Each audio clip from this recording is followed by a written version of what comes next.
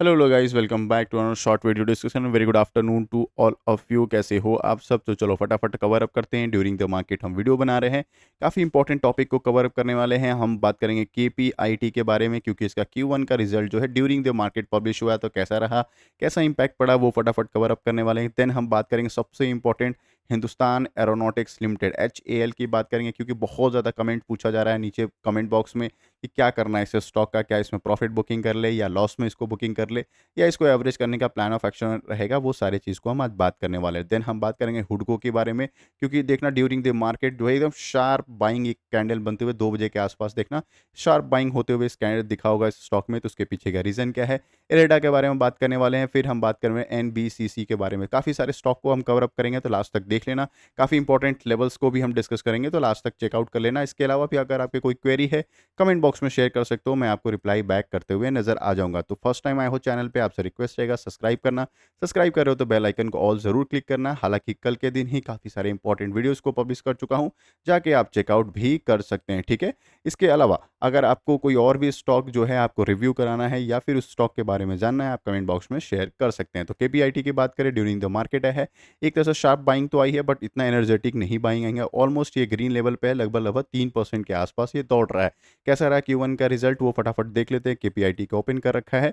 सबसे पहले हम जो बात करेंगे, 3 पैरामीटर्स को हम लोग देखते हैं। कौन सा देखते हैं? Income minus expense equal to profit. ये एकदम सिंपल फॉर्मूला, एकदम ध्यान रखना, इसी पे हम बात करने वाले हैं। टोटल इनकम की बात करते हैं तो पिछले ईयर में हम राउंड लेवल लेकर बात करें, ठीक है। लगभग 11,000 का कितना हो गया? 14,000। बहुत अच्छा quarter and year on year जो है जंप होते हुए दिख रहा है। इनकम मतलब जंप होते हुए दिख रहा है, और देखोगे क्वार्टर एंड क्वार्टर भी जंप होते हुए दिख रहा है, ठीक है ना। अब बात कर लेते हैं एक्सपेंस की। एक्सपेंस की बात करें तो 9,000 का कितना हो गया? टोटल 11,004। एंड एक्सपेंस जो है बढ़ गया है, जो कि अच्छी बात बिल्कुल नहीं होती है। एंड क्वार्टर भी एक्सपेंस ऑलमोस्ट थोड़ा सा बढ़ते हुए नजर आया है। मतलब क्या, ईयर ऑन ईयर एक्सपेंस बढ़ चुका है, क्वार्टर एंड क्वार्टर भी एक्सपेंस जो है लगभग फ्लैटिस कह लो या थोड़ा सा बढ़ते हुए नजर आया, ठीक है ना। अब हम बात कर लेते हैं प्रॉफिट के बारे में, क्योंकि प्रॉफिट बिफोर टैक्स, टैक्स देने से पहले कितना प्रॉफिट है, क्योंकि मैंने बताया formula income minus expense equal to profit होता है, ठीक है। तो प्रॉफिट बिफोर टैक्स की अगर बात करें तो पिछले ईयर में कितना था? 1766 का कितना हो गया? 2766। मतलब ईयर ऑन ईयर जो है प्रॉफिट जंप होते हुए दिख रहा है, जो कि बहुत अच्छा है। तो लॉन्ग टर्म जो इन्वेस्टर हैं वो इसको थम्स अप देंगे, प्रॉफिट बुकिंग नहीं आएगी। और शॉर्ट टर्म वाले भी खुश होंगे, क्योंकि शॉर्ट टर्म में 22 का कितना हो गया? 27 के आसपास दिख रहा है। मतलब क्या, ओवरऑल क्या, क्वार्टर एंड क्वार्टर की बात करें ये भी शानदार दिख रहा है, ईयर ऑन ईयर की बात करें ये भी शानदार दिख रहा है, जो कि अच्छी बात है। जिस फील्ड में ये काम कर रहा है, टाटा टेक की कॉम्पिटिटर है, टाटा टेक का क्यों अच्छा रिजल्ट नहीं आ रहे हैं बैक टू बैक, इसके अलावा इन प्रेजेंस ऑफ अगर आपके पास केपीआईटी है तो बहुत शानदार स्टॉक आपके पास है, ठीक है ना। अब बात कर लेते हैं नेट प्रॉफिट, क्योंकि सारे टैक्सेस वगैरह देने के बाद जो कंपनी के पास जो नेट प्रॉफिट आता है, प्रॉफिट फॉर द पीरियड कहते हैं, जिसको सारे पैसे जो इनके अकाउंट में अकोमुलेट होते हैं, 1300 का कितना हो गया? 2,000 को ईयर ऑन ईयर जंप हो रहा है, क्वार्टर एंड क्वार्टर भी जंप हो रहा है। मतलब सारे पैरामीटर्स पे ये 5 स्टार दिख रही है कंपनी, तो आने वाले टाइम में ये स्टॉक जो है ग्रीन ग्रीन में ही दिखते हुए नजर आएगा। ईपीएस की बात कर लेते हैं, जो कि शानदार दिखेगा। 4.95 का कितना हो गया? 7.53। और 6 के आसपास था, 7 पॉइंट, मतलब year on year quarter and quarter शानदार 5 स्टार रिजल्ट है। बिल्कुल स्टॉक बेचना नहीं, आराम से बैठे रहना ये स्टॉक का। बहुत लोग का क्वेरी है कि सर ये आज के दिन बुल रन में क्यों इतना रॉकेट नहीं बना, क्योंकि जो है स्टॉक तो प्यारा है। देखो अगर 1 मंथ में ही अगर देखोगे तो ये बुल रन में दौड़ चुका है, ऑलमोस्ट 20% के आसपास ये अपना दौड़ चुका है। 300 पॉइंट मतलब आसपास ये अभी तक प्रॉफिट दे चुका है। तो इस हिसाब से ये एंटिसिपेट लगा कर बैठा था मार्केट कि केपीआईटी का जो रिजल्ट है बहुत अच्छा आने वाला, ठीक है ना। चलो इसके अलावा अब बात कर लेते हैं सेकंड न्यूज़ का। तो प्रॉफिट जो है 24% जो रेस किया, इसके अलावा इसने एक एक्विजिशंस भी किया है, वो भी उन्होंने बताया है। तो फर्दर एक्विजिशन किया, 13% का शेयर होल्डिंग पैटर्न जो है वो इंक्रीज करते हुए नजर आ गए हैं शेयर होल्डिंग केपीआईटी में। कौन से कंपनी में? तो कंपनी एंड ड्रीम एजी है, इस कंपनी में जो है उन्होंने अपना स्टेक बढ़ा दिया है, जो टोटल 26% के आसपास स्टेक हो चुका है, जो क्लाउड बेस्ड गेमिंग एग्रीगेशन है, ठीक है। अच्छी कंपनी में है ये कंपनी, अच्छा अच्छा एक्विजिशन भी कर रही है, तो अच्छा आने वाले टाइम में इसका जो क्वार्टर एंड क्वार्टर का रिजल्ट हमेशा अच्छा दिखते हुए आपको नजर आ जाएगा। ये स्टॉक है, आप दबा के बैठे रहना। नेक्स्ट टॉपिक के बारे में बात कर लेते हैं। इससे पहले आपसे कहूंगा सब्सक्राइब कर देना, सब्सक्राइब कर रहे हो तो बेल आइकन ऑल जरूर क्लिक करना, मैं भी मोटिवेटेड फील करूंगा। एरेडा की बात करें, आज के दिन ग्रीन ग्रीन दिख रहा है, लगभग 450% के आसपास, 4.12% के आसपास ये दौड़ रहा है। इसके पीछे का कल भी रीजन बताया था कि इसका जो टारगेट है इसको अपग्रेड करके बैठा हुआ है मार्केट, क्योंकि एरेडा में भी बहुत अच्छी बाइंग आ सकती है। 22% का अपसाइड है, बाई का कॉल अभी भी मेंटेन है। 330 रुपीज़ का स्टिल अभी भी टारगेट इसको लेकर चल रहा है मार्केट। तो अच्छा खासा स्टॉक है, अभी जो सिर्फ अभी बजट की वजह से प्रॉफिट बुकिंग आई थी, एक शार्प देखोगे। इसके अलावा ये 310 का आसपास लेवल टच कर चुका है, तो आपके पास स्टॉक है, आराम से बैठे रहना है स्टॉक की। सेकंड हम बात करने वाले हुडको। हुडको के देखोगे हम शार्प 2 बजे के आसपास बाइंग आई है, एकदम कमाल की कंपनी है। हालाँकि इसके रिगार्डिंग काफ़ी सारे नेगेटिव न्यूज़ भी आ रहे हैं, बट स्टिल ये स्टॉक बहुत पॉजिटिव है, ठीक है ना? तो ये इतना बड़ा शार्प बाइंग आया है, इसके पीछे का रीज़न क्या है? तो यस, तो हुडको ने क्या है लिस्टिंग किया, मतलब कि एनएसई पे अपना एक पब्लिश किया है डेटा। उन्होंने बताया है कि उन्होंने एक मेमोरेंडम ऑफ अंडरस्टैंडिंग जो साइन कर लिया है गवर्नमेंट ऑफ राजस्थान से, ठीक है? गवर्नमेंट ऑफ राजस्थान से मेमोरेंडम कर लिया है।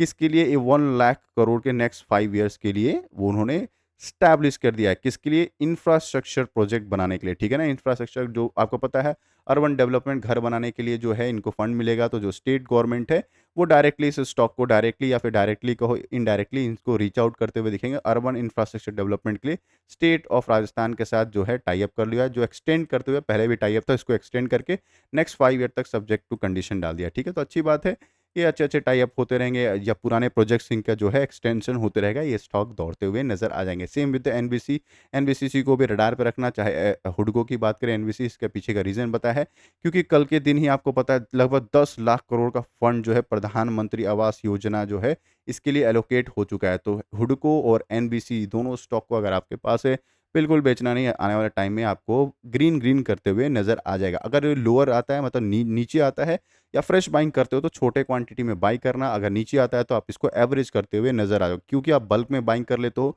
फिर आपको एवरेज करने का टाइम नहीं मिलता या फिर आपके पास पैसे नहीं होते हैं। तो ध्यान रखना, कभी भी बाइंग कर रहे हो किसी भी स्टॉक में, चाहे किसी भी स्टॉक की मैं बात कर रहा हूँ, छोटे क्वांटिटी में बाई कर लो। अगर वो बुल रन में है तो आपको एन्जॉय करना है, अगर वो नीचे आ जाता है क्योंकि स्टॉक फंडामेंटली स्ट्रांग है, कोई भी स्टॉक की बात कर रहा हूँ, उसके बाद आप नीचे एवरेज करते हुए नज़र आ जाओगे। इससे क्या होता है, आपका एवरेज प्राइस भी नीचे आ जाता है और आपका जो माइंडसेट है वो स्ट्रांग रहेगा कि हमें कैसे प्लान ऑफ एक्शन रखना है किसी भी स्टॉक को बाइंग में। एक बार आप बल्क में बाइंग कर लेते हो तो बहुत ज़्यादा रिग्रेट होता है कि जब प्राइस नीचे आता है तो आपको पैनिक सिनेरियो होता है, क्या इसको बेच दे, क्या इसको निकाल दे, या फिर पैसे नहीं है तो क्या करे, लॉस बुकिंग कर ले। काफ़ी सारे माइंड में चलता है। इस चीज़ को अवॉइड करने के लिए छोटे क्वांटिटी, सपोज़ करो 10,000 का अगर आपको इन्वेस्ट करना है, 5,000 रुपए इसमें इन्वेस्ट कर लिए, अगर मार्केट नीचे आता है फिर थोड़ा-सा एक्यूमुलेट कर लिए, 10,000 से ऊपर निकल जाता है, बुल रन चलने दो, फिर तो नीचे आएगा, कभी ना कभी ये नीचे आएगा, फिर हम इसको एवरेज करने के लिए रेडी हो जाएँगे। इसी तरह से चलता है एवरेजिंग का मार्केट साइड, क्योंकि छोटे कंपनी में जाओगे तो एवरेज जो है हमेशा आराम से करना चाहिए, ठीक है? चलो अब नेक्स्ट न्यूज़ के बारे में बात कर लेते हैं, उससे पहले आप अभी तक तो आपने तो लाइक एंड सब्सक्राइब कर ही दिया होगा, नहीं किया हो तो प्लीज़ कर दो, मैं भी मोटिवेटेड फ़ील करता हूँ, ठीक है? अब बात करते हैं हिंदुस्तान एरोनॉट। आज के दिन ग्रीन है, बट सबसे बड़ा क्वेश्चन अभी आ रहा है कि इस स्टॉक का करे क्या? क्योंकि बहुत लोगों ने 5500 और 5500 के लेवल के आस-पास भी इसको बाइंग किया है। इन सारे को सबसे बड़ा दिक्कत हो रहा है। मैं पहले भी बोल चुका हूँ, ये स्टॉक खराब नहीं है। एचएएल की बात करें, माज़डॉक की बात करें, बीईएल की बात करें, कोचिंग शिपयार्ड, ये स्टॉक खराब नहीं है। ये अच्छा खासा स्टॉक रन कर सकते हैं, बट प्रॉब्लम क्या है कि ये अभी तक ये लास्ट 1 साल में ही देखोगे या 2 साल में ही देखो, ये ऑलरेडी बुल रन में दौड़ चुके हैं। हज़ार-हज़ार % का रिटर्न देके बैठी हुई कंपनी है। कहीं तो प्रॉफिट बुकिंग आएगा, ठीक है? ये प्रॉफिट बुकिंग आने का सिनेरियो है, बस और कुछ नहीं है।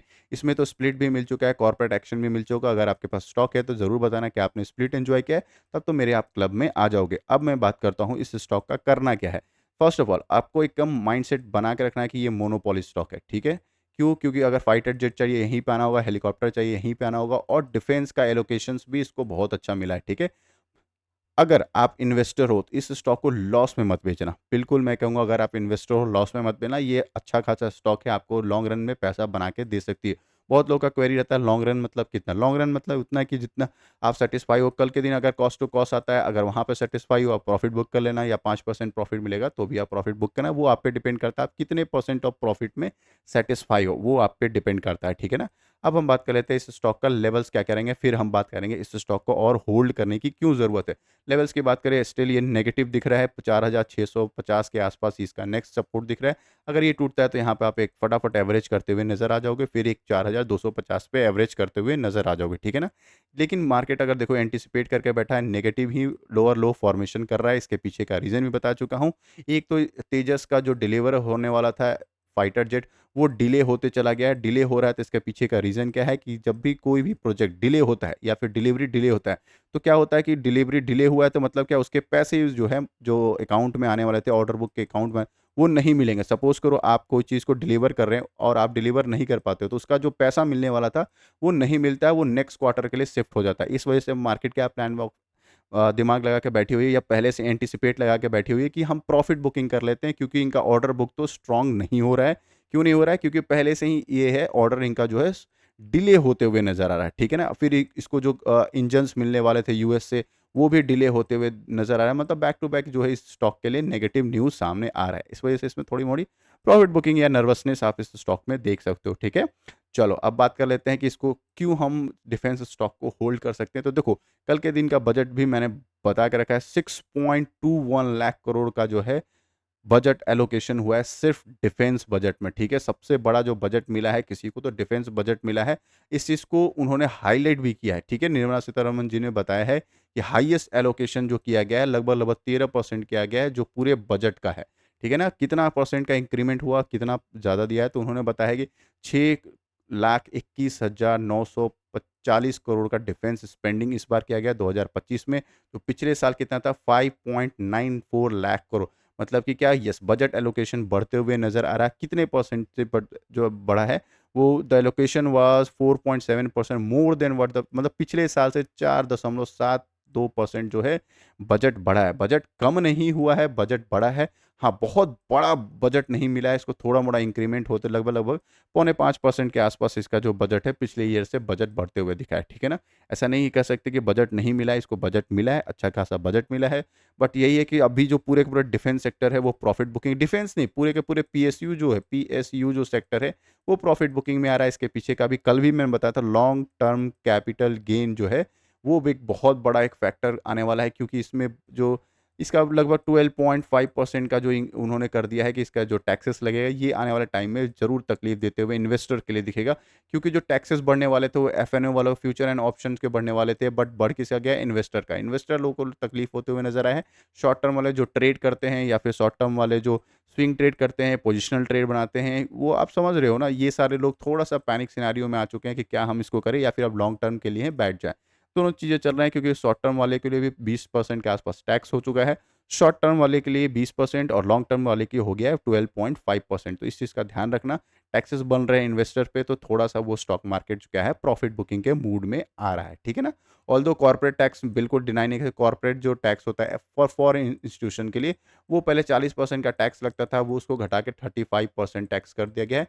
तो बाहर वाले के लिए अच्छी बात है इसीलिए निफ्टी 50 जो लोअर लेवल से हमेशा बाइंग आ जाती है क्योंकि बाहर वाले को टैक्स कम देना पड़ेगा, ठीक है ना? चलो अब मिलते हैं एक और वीडियो में काफ़ी सारे Q1 के रिजल्ट भी आ रहे हैं और भी कोचिंग शिपयार्ड माजडॉक और बीएल को कवर करना नेक्स्ट वीडियो में कवर अप करते हैं। आई होप मेरे एनालिसिस अच्छे लगे हों तो मिलते हैं एक और वीडियो में तब तक के लिए बाय बाय।